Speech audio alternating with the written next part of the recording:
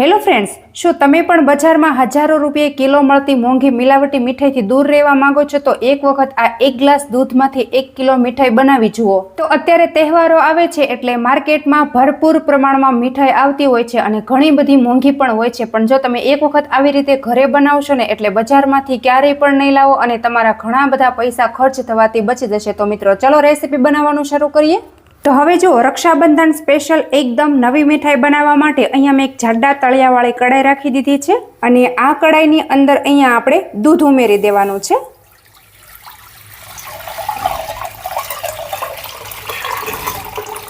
અને હવે જો આ દૂધ આપણે ગરમ કરીએ ને એ પહેલાં એમાંથી આપણે 2 ડોયા જેટલું દૂધ છે એ આપણે અલગ કાઢી લેશું.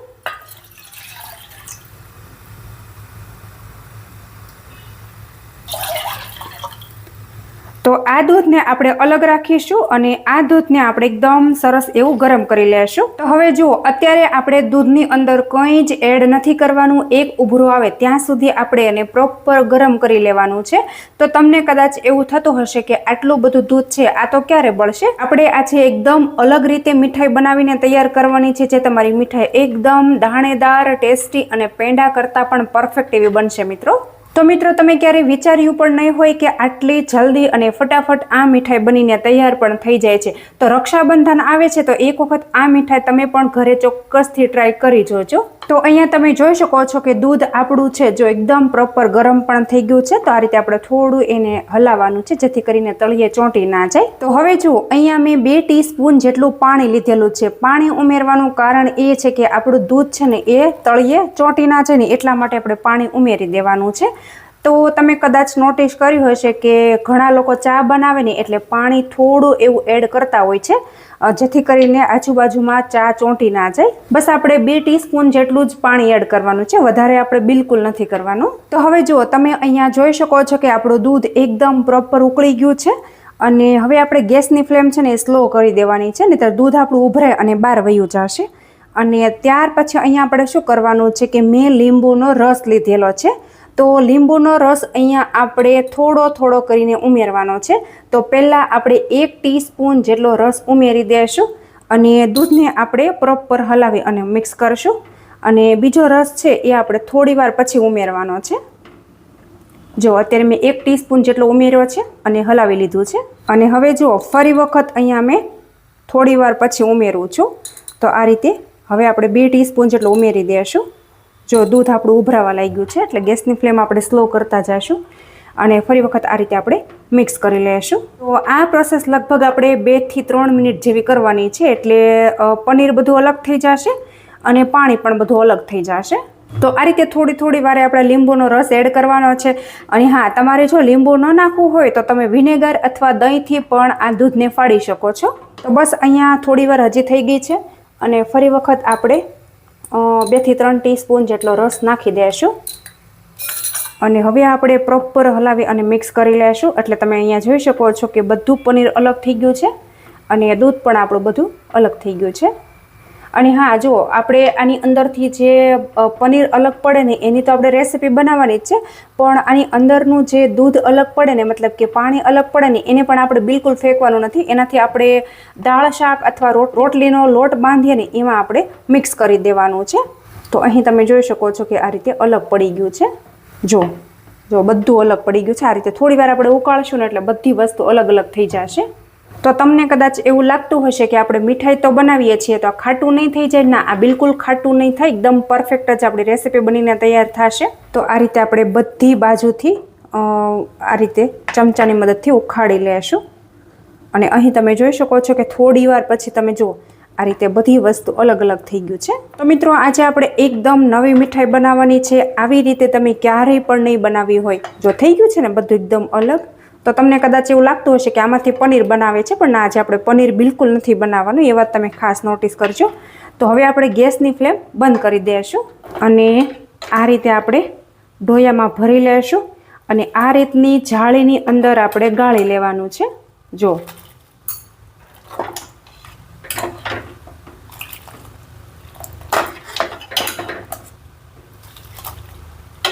આ રીતની જાળીની અંદર ગાળી લેશું ને એટલે પાણી આની અંદર જ રહી જશે અને આપણું પાણી છે ને એ પણ બિલકુલ વેસ્ટ નહીં જાય.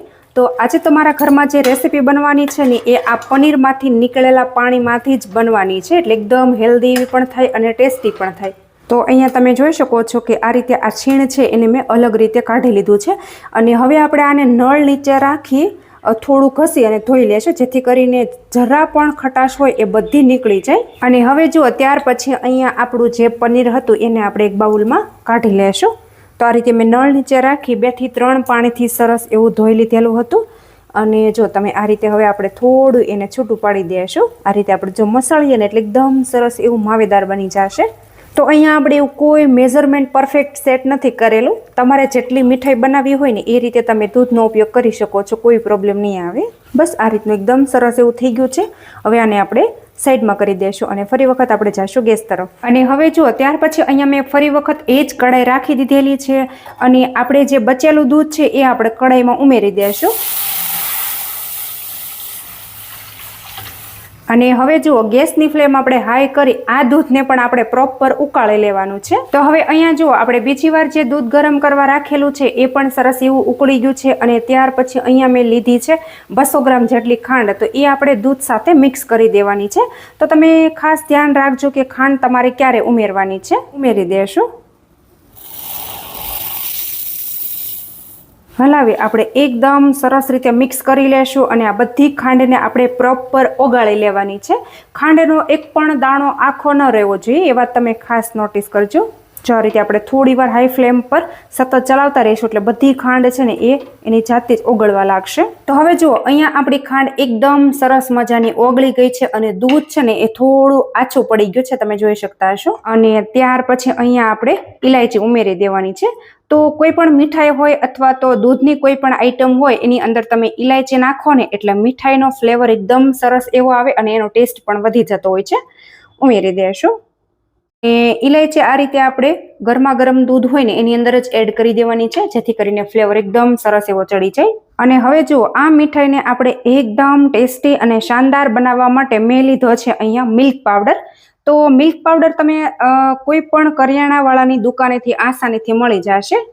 ઉમેરી દેશું. અત્યારે મેં 250 ગ્રામ જેટલો લીધેલો છે. અને આ રીતે મિલ્ક પાવડર એડ કરી આપણે મિક્સ કરી લેશું.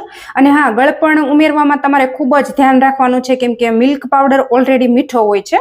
તો તમે જુઓ છો કે અહીંયા ગાંઠા પડે છે, પણ થોડી વાર તમે આ રીતે ચલાવશો એટલે બધા ગાંઠા છે એ ભાંગી જશે. તો મિત્રો, રક્ષાબંધન સ્પેશિયલ આ એકદમ નવી મીઠાઈ છે. તમે એક વખત આ રીતે ચોક્કસથી ટ્રાય કરી જોજો.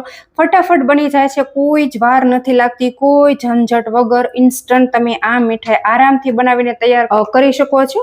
અને બજાર કરતાં તો એટલી બધી સસ્તી અને શુદ્ધ આ મીઠાઈ તમે ઘરે બનાવી શકો છો. અને હા, આની અંદર આપણે કોઈ ઘીનો કે કોઈ જ માવો કે કોઈ જ એડ નથી કરવાનું. તો હવે જુઓ, તમને આની અંદર બહુ ગાંઠા લાગતા હોય ને તો આ રીતે આપણે વિસ્કર લેવાનું છે અને વિસ્કરની મદદથી આને આપણે ફટાફટ ફેટી લેશું એટલે બધા ગાંઠા ભાંગી જશે. આમ પણ તમે એમ કે સ્પેચ્યુલાથી અથવા ચમચાથી ચલાવશો ને તો પણ એમ કે ગાંઠો તો રહેવાનો જ નથી, બધા ભાંગી જ જવાના છે. તો આ રીતે ગેસની ફ્લેમ મેં હાઈ કરી દીધી છે અને થોડી વારમાં જ આ બધી વસ્તુ એકદમ ઘટ્ટ થઈ જશે, એકદમ માવેદાર એનું ટેક્સચર આવી જશે. તો બસ આ રીતનું આપણે મિશ્રણ કરવાનું હતું. અને ત્યાર પછી અહીંયા આપણે જે બનાવેલું પનીર છે એ આપણે ઉમેરી દઈશું. બસ આ સમયે જ આપણે એડ કરી દેવાનું છે અને એકદમ સરસ રીતે હલાવી આપણે મિક્સ કરતા જઈશું અને ઘટ એવું આપણે કરી લઈશું. તો થોડી મેં ગેસની ફ્લેમ હાઈ કરી છે અને કન્ટિન્યુઅસલી સતત એને ચલાવતા રહેવાનું છે, જેથી કરીને નીચે ચોંટી ના જાય, બસ બીજું કંઈ નહીં. અને હવે જુઓ, ત્યાર પછી અહીંયા મેં લીધું છે થોડું ટોપરાનું છીણ, તો એ પણ આપણે ઉમેરી દઈશું. અને હવે આપણે એકદમ સરસ એવું મિક્સ કરી લેવાનું છે. અને આ રીતે આપણે જે પનીરના થોડા મોટા મોટા ગાંગડા છે એને આપણે આ રીતે સ્પેચ્યુલાની મદદથી દબાવશું ને એટલે ભાંગી જશે અને પ્રોપર એકદમ સરસ એવું થઈ જશે. તો હવે જુઓ, તમને અત્યારે સાઈડની કિનારીથી આ રીતે પરપોટા નીકળતા દેખાતા હશે. તો ત્યાં આ રીતે આપણે લેતું જવાનું છે અને પ્રોપર આપણે એને સરસ એવું ઘટ્ટ કરી લેશું. જો, અને એ વધારાનું જે બધું પાણી નીકળે છે ને ખાંડનું, એ બધું બળી જશે. દૂધ આપણું તો ક્યારનું સરસ એવું બળી ગયું છે, પણ હજી જે ખાંડનું પાણી છે ને એ થોડું થોડું એમ કે નીકળે છે. તો હવે જુઓ તમે અહીંયા જોઈ શકો છો કે એકદમ મસ્ત મજાની ઘટ આપણી મીઠાઈ બની ગઈ છે. તો એક વખત આ મીઠાઈ તમે આવી રીતે બનાવશો ને એટલે તમે બરફી પેંડા બધું જ ભૂલી જવાના છો અને ગમે ત્યારે તમે તહેવારોમાં આ જ મીઠાઈ બનાવીને તૈયાર કરશો અને તમારા ઘરમાં આવેલા મહેમાનો પણ તમને પૂછશે કે આ મીઠાઈ તમે કઈ રીતે બનાવી છે. તો બસ હવે આપણે ગેસની ફ્લેમ બિલકુલ બંધ કરી દઈશું અને આને આપણે એક વાસણની અંદર ટ્રાન્સફર કરી લઈશું. તો અહીંયા જુઓ મેં એક ટ્રે લીધેલી છે. મારી પાસે એવું કોઈ સ્ક્વેર શેપનું વાસણ હતું ને એટલા માટે મેં આ રીતે ટ્રે લીધી છે. એને આપણે આ રીતે ઘીથી ગ્રીસ કરી દઈશું એટલે મીઠાઈ છે ને એ નીચે બિલકુલ ચોંટે નહીં. જો અને હવે ત્યાર પછી આપણે જે તળિયો છે ને ત્યાં થોડા થોડા આપણે ડ્રાયફ્રૂટ નાખી દેવાના છે. આ મીઠાઈને આપણે ટ્રેમાં નાખી દઈશું. તો હું એકદમ સરસ મજાનો એને સ્ક્વેરમાં શેપ આપવાની છું એટલા માટે મેં ટ્રે લીધેલી છે. તો અહીંયા બધી મીઠાઈની સમય આપણે 2 વાસણમાં કરવાની છે. આ રીતે પછી એનો થર છે ને આપણે સરખો કરી દઈશું. એકદમ સરસ એવો સરખો કરી દઈશું. તો હવે જુઓ આ રીતે આપણી મીઠાઈ સરસ મજાની સેટ થઈ જાય ને એટલે આપણે ફરી વખત ઉપરથી થોડા થોડા આ રીતે બદામના ટુકડા ઉમેરી દઈશું. તમે સ્કીપ પણ કરી શકો છો પણ આ રીતે થોડા ગાર્નિશ કરશો એટલે મીઠાઈ એકદમ સરસ એવી લાગશે. અને ત્યાર પછી આ રીતે આપણે સ્પેચ્યુલાની મદદથી દબાવી દઈશું એટલે આપણે જે ડ્રાયફ્રૂટ છે ને સરસ મજાના સેટ થઈ જાય. હવે થોડી વાર માટે આને આપણે ઠંડી થવા માટે રાખી દઈશું જેથી કરીને આના પીસીસ એકદમ સરસ મજાના બને. તો અહીંયા આપણી મીઠાઈ પ્રોપર એકદમ સરસ મજાની ઠંડી થઈ ગઈ છે. ત્યાર પછી આપણે એના પીસીસ કરી લેવાના છે. તો આ રીતે તમે થોડી ઠંડી કરશો ને એટલે એના પીસીસ છે ને સરખા પડશે. જોઈ શકો છો તમે કે કેટલી સરસ એકદમ યુનિક અને લુકવાઇઝ પણ એકદમ સરસ લાગે છે.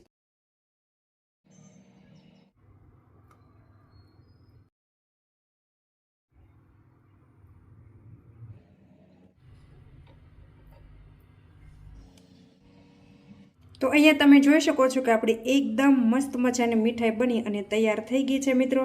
તો આ રેસીપી તમને કેવી લાગી છે એ કોમેન્ટમાં તમારો ફીડબેક જરૂરથી આપી દેજો અને તમે મારો વિડીયો ક્યાંથી અને કયા શહેરમાંથી જુઓ છો એ પણ સાથે કોમેન્ટમાં લખવાનું બિલકુલ નહીં ભૂલતા. અને હજુ સુધી તમે મારી ચેનલ ઉપર નવા હોય તો ચેનલને સબસ્ક્રાઈબ કરી લેજો. Thank you.